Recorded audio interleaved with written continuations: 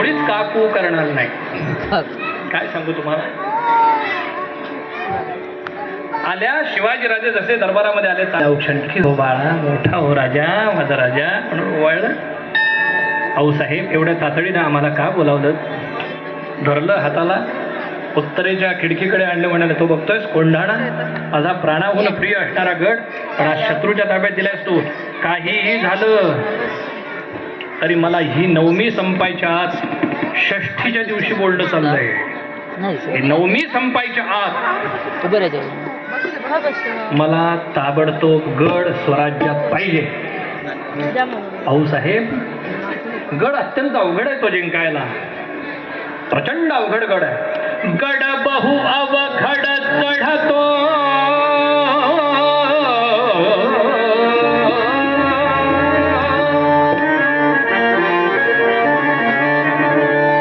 गड बहु अवघड चढतो, जिंकाया धडन फार अवजडतो.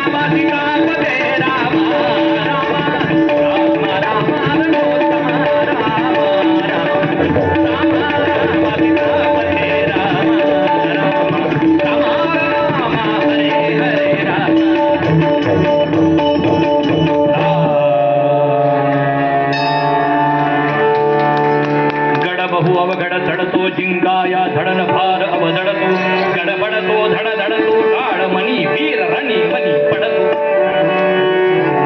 काय काव्य तो ही. अशी सुंदर काव्य आता ऐकायला मिळत नाही फारशी, कीर्तनातच. आता रूपाची खाणं दिसती छान, तुझा ग नखरा इकडून तिकडं मारुती चक्रा चक्रा नखरा चक्रा नखरा चक्रा नखरा. शांताबाई, बाई आणि शांता अशक्य प्राय गोष्ट. जय जय काय गाणी. एकतर मंगलाष्टकाला लग्नात अशा अशा जुळवतात, ऐकवत नाहीत अशा मंगलाष्टका. आई आमदार बाप खासदार आणि मुलगा हिंडे दारोदार, मेहुणा गुंतेदार आणि सासू हवालदार. हे काय मंगलाष्टक आहे. हे मंगलाष्टक आहे. एक आजी नितीन नावाचा आमचा मित्र, त्याचं लग्न मीच लावायला गेलो होतो. त्याला बाळू म्हणायचो मी सगळे. त्याच्या 82 वर्षाची आजी आल्या आणि मला म्हणल्या, संदीप मला पण मंगलाष्टक म्हणायचे. कशाला आलं म्हणलं तुम्ही इथे, तुम्हीच राहिला होता तसं म्हणायचं. तोंडात दात नाही. कशाला जा तिकडं, कशाला आला इथं स्टेज जवळ. असू दे रे, माझी नाचसून आहे. आता तुम्ही यमाची सून व्हायला आले. कशाला नाचसून आहे काय काचसून.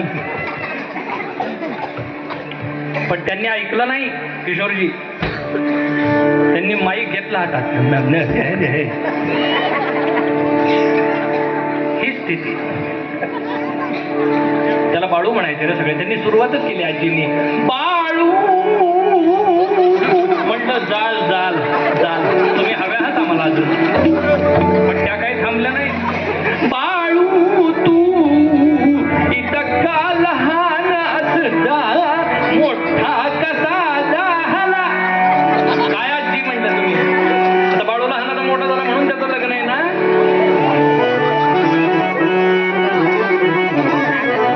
पेटीवरचे बोल नाहीत, अनुभवाचे बोलायचे. जय जय. सगळ्यांचं झालंय ना, झालंय ना. नाही हा न झालेला चेहरा कळतो म्हणून विचारावं लागेल. हे झालेले लगेच तेजच दिसतं. हे न झालेलं लगेच कळत, झालेलं ते केसातच दिसत. जय नाही ना नशीब. सद्गुरुनाथ माझं झालेलं चेहऱ्यावरून कळत नाही का? सद्गुरुनाथ महाराज गड बहु अवघड चढतो, अत्यंत अवघड गड आहे आणि जिंकणं एवढ्या 2-3 दिवसात शक्य नाही हो. अरे अरे अरे अरे अरे अरे शोभा, मी आतापर्यंत स्वतःला वीर कन्या, वीर पत्नी आणि वीर माता मानत होते. मी वीर कन्या आहे, मी वीर पत्नी आहे, पण आजपासून मी वीर माता नाही. का? अरे इतका निर्बल आणि असा दुर्बल झालेला तू माझ्या पुढे बोलतोस? बलवान केला तुला कशासाठी? व्यायाम करायला लावला तुला लहानपणापासून.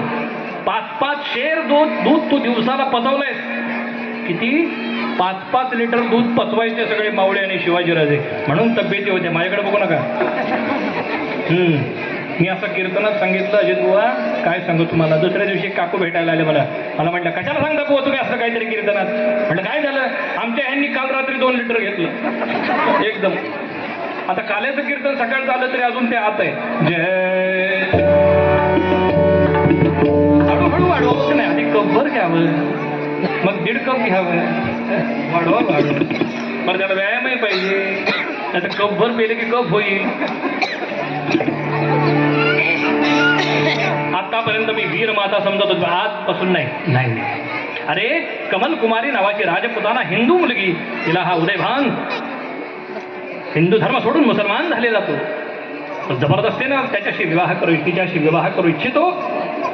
ते कमल कुमारी नाव ऐकल्याबरोबर काळजी करू नका हो साहेब, 9मीची उत्तर रात्र ओलांडायच्या आज गड ताब्यात असेल म्हणाले. काय म्हणाले राजे? 9मीची उत्तर रात्र संपायच्या आज गड ताब्यात असेल एवढं म्हटले. शाबास बेटा. आणि तेवढ्यात वार्ता आली, उमरठ नावाच्या गावचा सरदार, ज्याचं नाव तानाजी, लहानपणापासून आऊसाहेबांकडे, कारण गोडवली नावाचं गाव सातारा जिल्ह्यातलं ते त्यांचं आजोळ, उमरठ हे त्यांचं गाव जे आता पोलादपूर जवळ आहे. उमरठ तिथले तानाजी मालुसरे, त्यांना आऊसाहेब तान्हा म्हणायचा. तान्हा का लहान असल्यापासून सांभाळला. लहानपणीच आई वडील गेले त्यामुळे शेलार मामांनी सांभाळलं गोडवली. शेलार मामा म्हणजे 80-82 वर्षाचे गृहस्थ, ते आले बरोबर तानाजी बरोबर. कशा करता? आणि धाकटा भाऊ सूर्याजी आलाय कशा करता? रायबाच्या लग्नाचं आमंत्रण आऊसाहेबांना देण्यासाठी आलेले. पत्रिका द्यावी, आऊसाहेबांना आमंत्रण द्यावं, अक्षता द्यावेत म्हणून आले.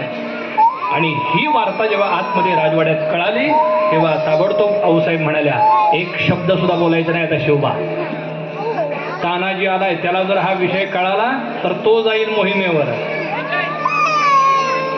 अजिबात गोपनीयता ठेवली, पण कुठून तरी बाहेर वार्ता गेली आणि येता येताच तानाजीला समजली. आऊसाहेब आवाज दिल्याबरोबर ताबडतोब तेच आरतीचं तबक उचललं, कुंकू लावलं तानाला. ताना ये.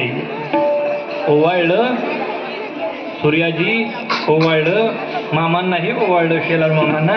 या या, आम्हाला माहिती आहे घरी लग्न कार्य आहे.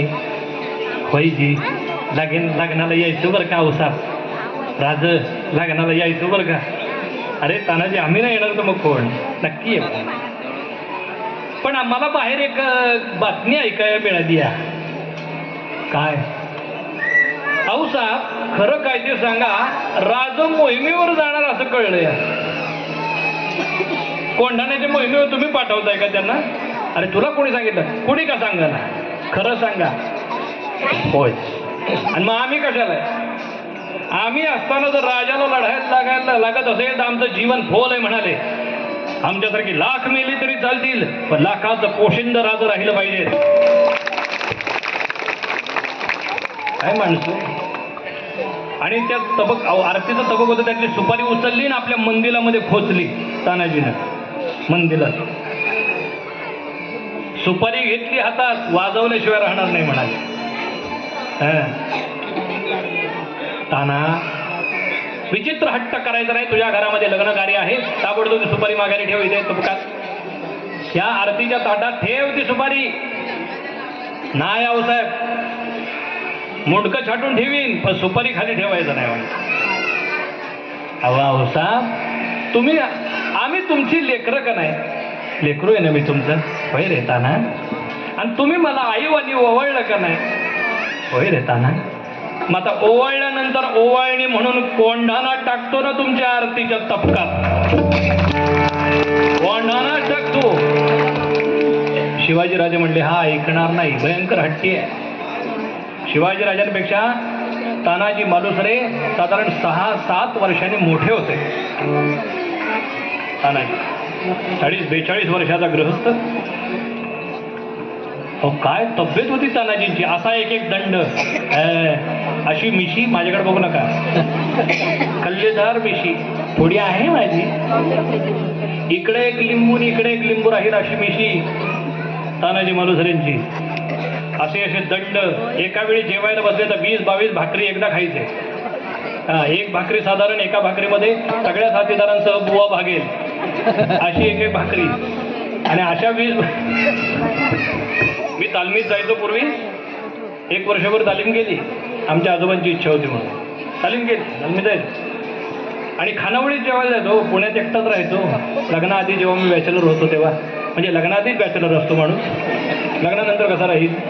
आणि कागदासारख्या पातळ पोळ्या हो त्या खानावळीतल्या ब्राह्मणाची खानावळ. मी आपला तिथं जायचो, 7-8 पोळ्या मी खायचो. फार काही जेवायचं नाही, थोडासा भात बस झालं माझं जेवण, थोडासा भात. इकडे बघा त्या काकूंनी कसा बसा माझा महिना भरून दिला. बिल घेतलं म्हणल्या तुम्ही पुढच्या महिन्यात येऊ नका. म्हटलं का हो काकू? 2 माणसाचं तुम्ही एकटेच खाताय, 500 रुपये जास्तीत जास्त तर या. मी म्हटलं 500 रुपये घ्या पण काकू तुमच्या हाताला काय चव आहे हो, भाज्या इतक्या अप्रतिम असतात आणि आमटी तर इतकी सुंदर असते तुमची. त्या म्हटल्या हो का, मग नका देऊ 500 या. तेव्हापासून मला कळलं की बायकांना काय बोलल्यावर काय कळतंय. ह्याचा मी ओव्हर कॉन्फिडन्स अंतःकरणात ठेवला आणि बायकोला म्हणलं आहा काय वांग्याची भाजी झाली. ती म्हणली गप गिळा, अजून मीठ घातलं नाही काही.